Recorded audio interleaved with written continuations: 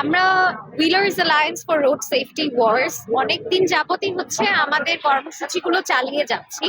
কিন্তু যেটা হয়, মিডিয়া কিংবা মানুষের নজরে আসার জন্য যে আমরা কাজ করছি, রাস্তায় মানুষ দেখছে, কিন্তু তবুও একটা বড় ইম্প্যাক্ট ফেলার জন্য যেন মানুষ হচ্ছে এই বিষয়গুলো নিয়ে আরো সচেতন হয় যে নিরাপত্তাটা কতটা প্রয়োজনীয় রাস্তাঘাটে। এবং আমরা এই মানববন্ধনটি করছি আরেকটি বিশেষ কারণে, তা হচ্ছে এই 12ই ফেব্রুয়ারিতে আমাদের নতুন সংসদ গঠিত হবে, নতুন একটা সরকার আসবে।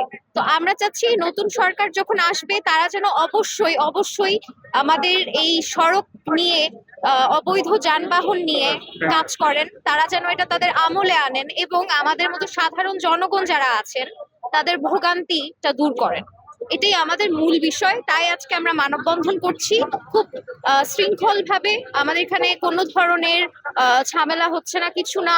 আমরা উল্টো পথে যখন আসছে, আমাদের সাথে ট্রাফিক পুলিশ অলরেডি আছে, তারা সবসময় আমাদের সাথে ওয়ার্ডসের সাথে থাকেন।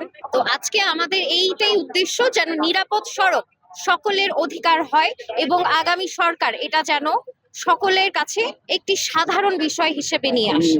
আমাদের যানবাহনগুলো বা আমাদের সড়কটাই শুধু নিরাপদ হতে হবে। নিরাপদ সড়ক তখন হবে যখন এই যানবাহনগুলো যেগুলো অবৈধ, যেগুলো নিয়ম শৃঙ্খলার আওতায় পড়ে না, যাদের কোনো ফিটনেস নাই, যাদের কোনো কাগজপত্র নেই, যাদের হচ্ছে যেইভাবে খুশি তারা চালাচ্ছে, এই জিনিসগুলোকেও আমাদের দেখতে হবে, তাদেরকে নিয়ম কানুনের আওতায় আনতে হবে, তাদের আবার ফিটনেস টেস্ট দিতে হবে, তাদের আবার তাদের কাগজপত্র ঠিক করতে হবে, তাদের আবার ড্রাইভিং লাইসেন্স নিতে হবে।